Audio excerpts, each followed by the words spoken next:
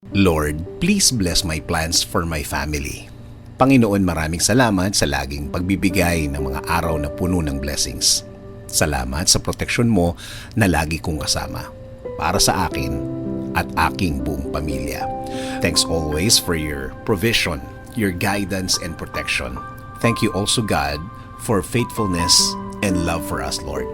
Panginoon, i-bless niyo po ang aking plano sa aking buhay at sa aking pamilya. Alam ko po na lagi niyo akong pinoproteksyonan kasama ng aking mga pangarap. Panginoon, hindi po ako isang perpektong tao at alam ko po na hindi rin perpekto ang aking plano. Pero kayo na po ang bahalang mag-ayos ng mga mangyayari.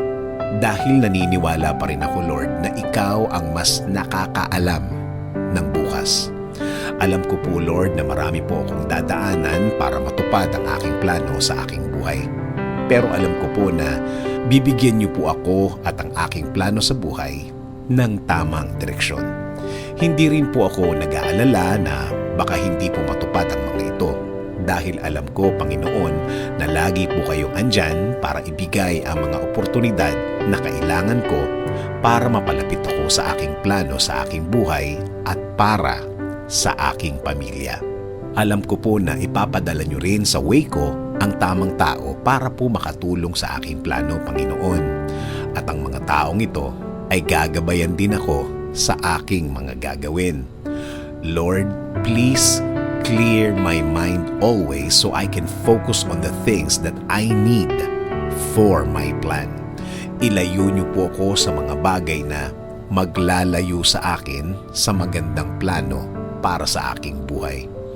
Kaya Lord, I am submitting my plan to your plan. Alam ko po na kapag kayo ang nagplano, mas malinaw at mas makakabuti sa akin at sa aking pamilya.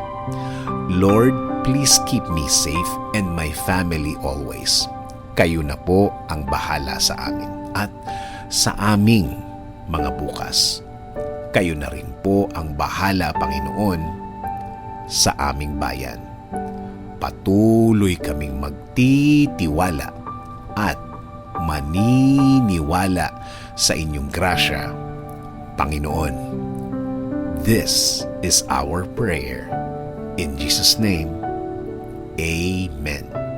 Sabi nga sa Proverbs 16:3, commit to the Lord whatever you do, and He will establish your plans.